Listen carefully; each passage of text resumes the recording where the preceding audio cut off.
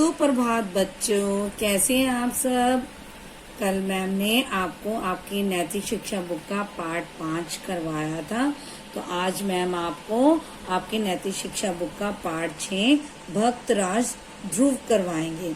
इसमें मैम आपको बताएंगे कैसे ध्रुव ने अपनी भक्ति और तपस्या के बल पर इतनी छोटी सी उम्र में भारत के इतिहास में अपना नाम और स्थान बनाया और आज भी इतने वर्षों के बाद वह एक आकाश में एक तारे के नाम पर हमारे सामने जिंदा है। तो आज मैम आपको भक्तराज ध्रुव के बारे में बताएंगे कि कैसे भक्तराज ध्रुव बना। भक्तराज ध्रुव 5 वर्ष का था जब उन्होंने अपनी तपस्या तथा भक्ति के बल पर अपने आप को ध्रुव तारे के समान अचल पद प्राप्त करवाया। तो उनकी कहानी है कि बहुत समय पहले की बात है। प्राचीन काल में उत्तानपाद नाम का एक बहुत बड़े राजा थे। उनकी 2 रानियां थी।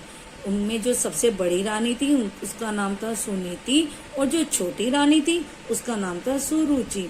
लेकिन राजा को अपनी छोटी रानी सुरुचि से बहुत प्यार था।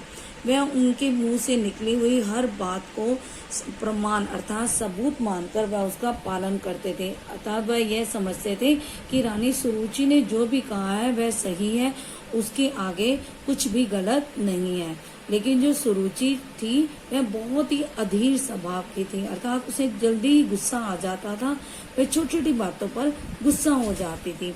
अधिक मोह के कारण अर्थात राजा को उससे बहुत मोह था, अंधा प्यार था, जिसके कारण राजा उचित और अनुचित का विचार किए बिना ही उसकी सारी बातों को मान लेते थे।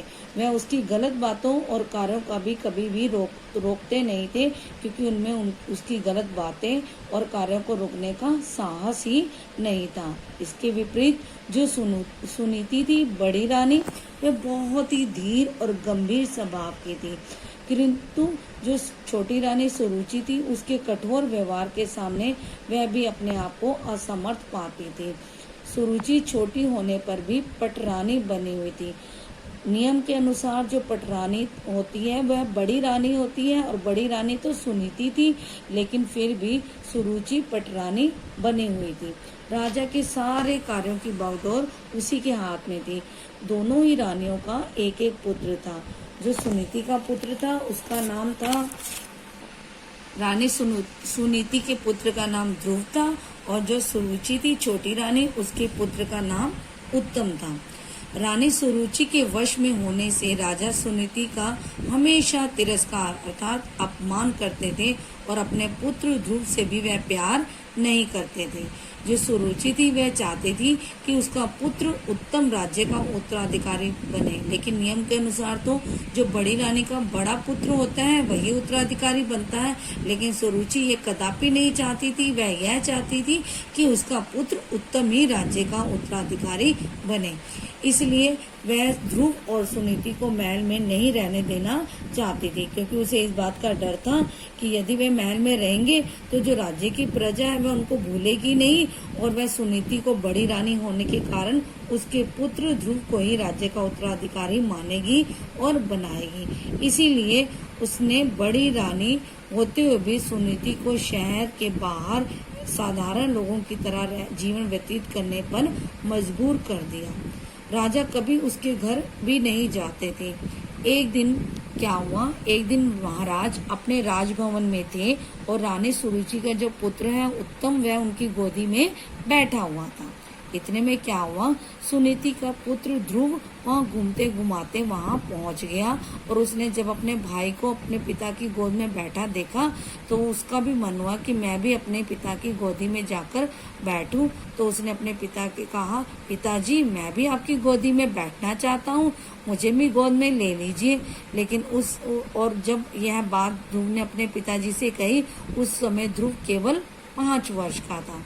ध्रुव की इस बात को आग्रह को देखकर जो छोटी रानी थी सुरुचि, उसे बहुत ईर्ष्या जलन हुई और वह क्रोध में भरकर बोली, हे ध्रुव यह क्या करते हो। मेरी सोत अर्थात जो राजा की दूसरी पत्नी थी सुनीति, वह उसकी सोतन थी, और कहा कि उसका बेटा होकर भी तू मेरे भाग्यशाली पुत्र के समान अपनी समानता करना चाहता है। यदि तुझे बाप के गोद में बैठने की इतनी इच्छा थी तो उस अभागिन का बेटा क्यों बना।